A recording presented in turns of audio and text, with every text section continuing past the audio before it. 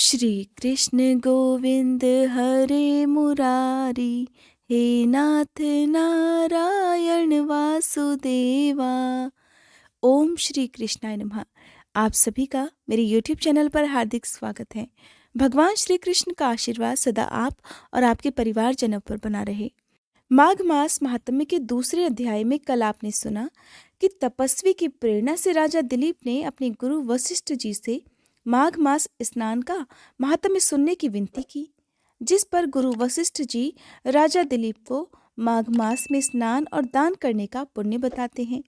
इस बारे में जानने के बाद राजा वशिष्ठ जी से ब्रह्मा ऋषि भृगु और विद्याधर का प्रसंग सुनाने की विनती करते हैं। गुरु वशिष्ठ जी ने राजा को जो प्रसंग सुनाया उसका रसपान करने के लिए आइए सुनते हैं माघ मास महात्म्य का तीसरा अध्याय। उम्मीद करती हूँ हर बार की तरह आज भी इस कथा को आप पूरा सुनेंगे।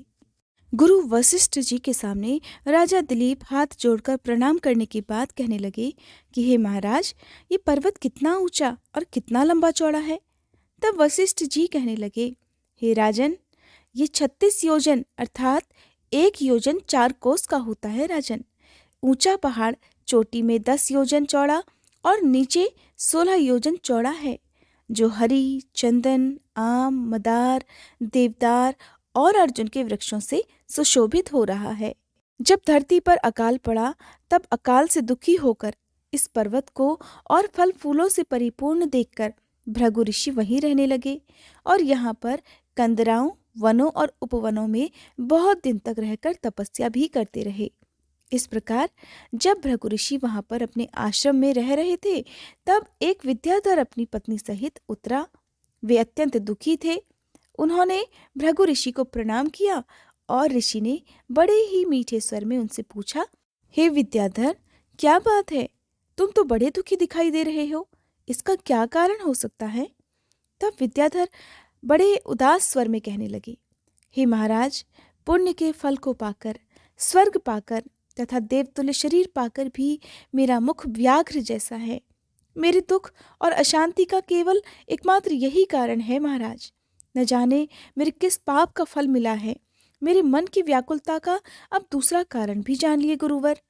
मेरी पत्नी अति रूपवती, मीठा बोलने वाली, नाचने और गाने की कला में अति निपुण, शुद्ध मन वाली, सातों सुरों वाली, वीणा बजाने वाली, जिसने अपने कंठ से गाकर देवर्षि नारद को भी प्रसन्न किया, नाना स्वरों के नाद से वीणा बजाकर कुबेर जी को प्रसन्न किया, अनेक प्रकार के नाच और ताल से भगवान शिव भी अति प्रसन्न होकर रोमांचित हुए थे।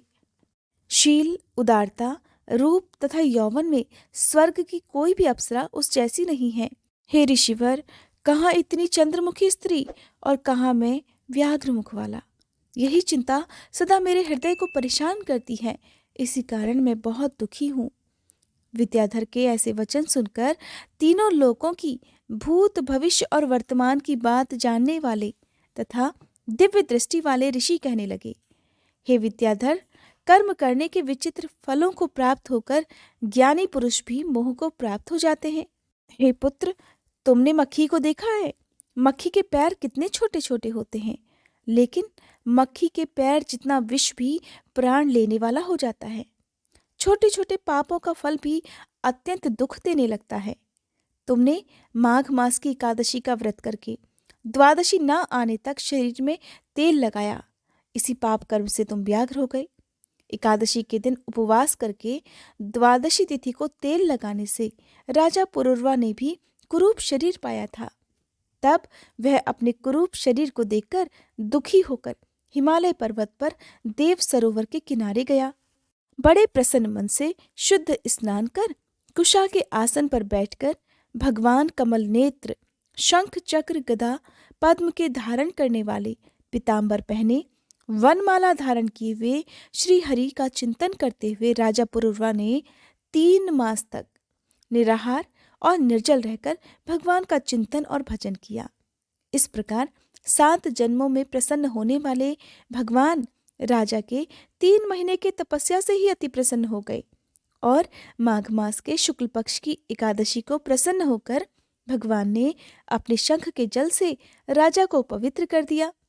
भगवान ने उसके तेल लगाने की बात याद दिलाकर सुंदर देवताओं का स्वरूप उसे दे दिया, जिसे देखकर उर्वशी भी उसको चाहने लगी और राजा कृतकृत्य होकर अर्थात धन्य होकर अपनी नगरी पुरी को चला गया।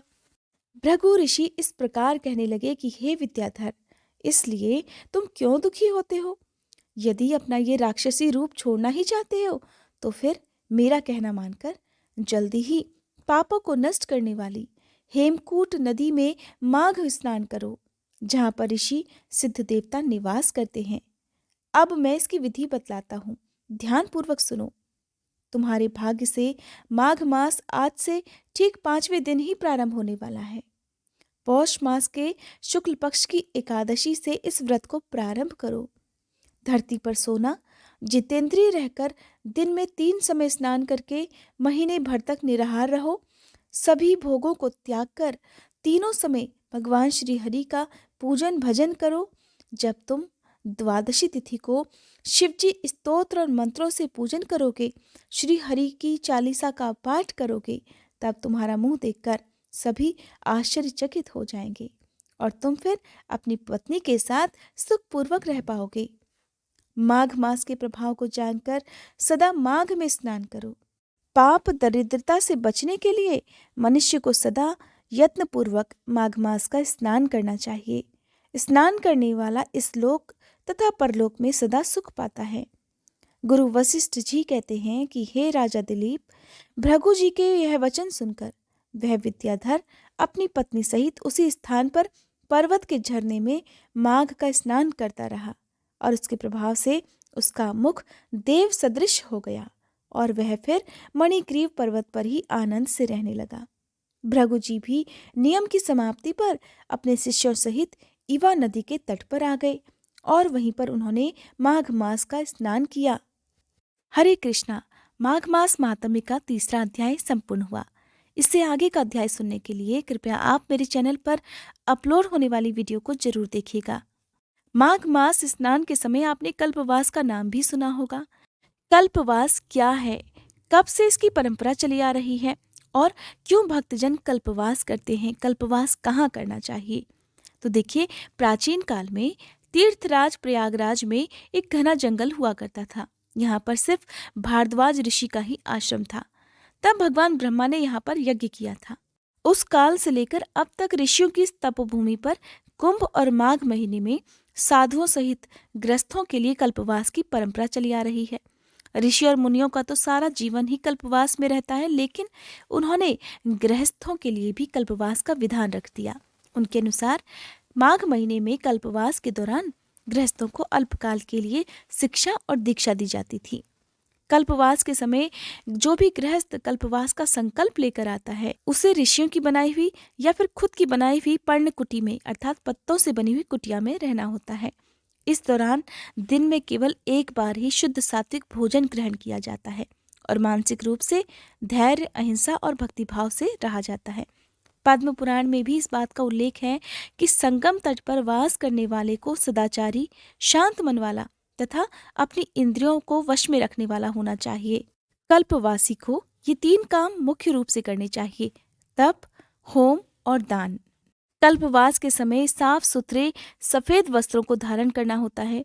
पीले और सफेद रंग का वस्त्र सबसे ज्यादा उत्तम माना जाता है।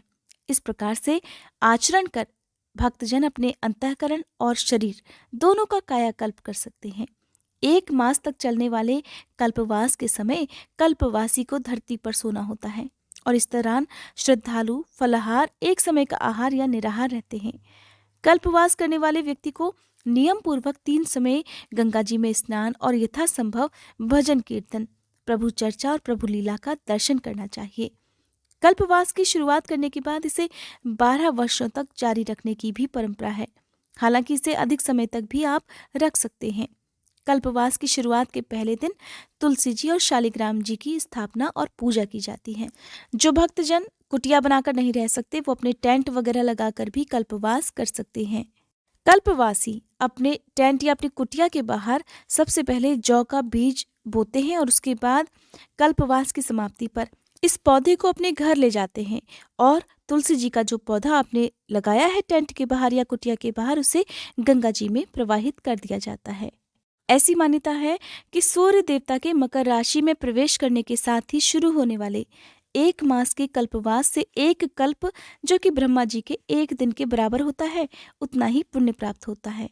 पद्म पुराण में इसका उल्लेख करते हुए महर्षि दत्तात्रेय ने भी कल्पवास के नियमों के बारे में विस्तार पूर्वक बताया है, जिनके अनुसार 45 दिन तक कल्पवास करने वाले को 21 नियमों का पालन करना होता है, जिनमें से पहला नियम है सत्य वचन, दूसरा अहिंसा, तीसरा इंद्रियों पर नियंत्रण, चौथा सभी प्राणियों के प्रति दया भाव, पांचवा ब्रह्मचर्य का पालन, छठा व्यसनों का त्याग, सातवां ब्रह्म मुहूर्त में जागना, आठवां हर दिन नियम से 3 बार पवित्र नदी में स्नान, नवां त्रिकाल संध्या, 10वां पितरों का पिंडदान, 11वां दान, 12वां अंतर्मुखी जप, 13वां सत्संग, 14वां संकल्पित क्षेत्र के बाहर नहीं जाना, 15वां किसी की भी निंदा ना करना, 16वां साधु सन्यासियों की सेवा, 17वां जप और संकीर्तन, 18वां केवल एक समय भोजन,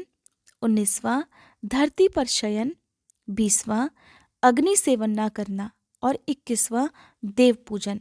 और इन सभी 21 नियमों में भी सबसे ज्यादा महत्व होता है ब्रह्मचर्य का पालन, व्रत, उपवास, देव पूजन, सत्संग और दान। महाभारत में भी ऐसा उल्लेख मिलता है कि मार्कंडेय ऋषि जी ने धर्मराज युधिष्ठिर से कहा था कि प्रयाग तीर्थ सभी प्रकार के पापों का नाश करने वाला है, और जो कोई 1 महीना अपनी इंद्रियों को अपने वश में करके यहाँ पर स्नान, ध्यान और कल्पवास करता है, उसके लिए स्वर्ग में स्थान सुरक्षित हो जाता है। प्रयागे माघ मासे तुत्र्यहं स्नानस्य यत्र वेत दशाश्वमेघ सहस्त्रेण तत्फलम लभते भुवि। अर्थात प्रयाग में माघ मास के अंदर 3 बार स्नान करने से जो फल प्राप्त होता है, वह फल पृथ्वी में 10,000 अश्वमेध यज्ञ करने के बाद भी प्राप्त नहीं होता। कल्पवास का यह समय माघ पूर्णिमा की तिथि को समाप्त हो जाता है। आज की ये वीडियो आपको कैसी लगी, कमेंट बॉक्स में मुझे जरूर बताइएगा।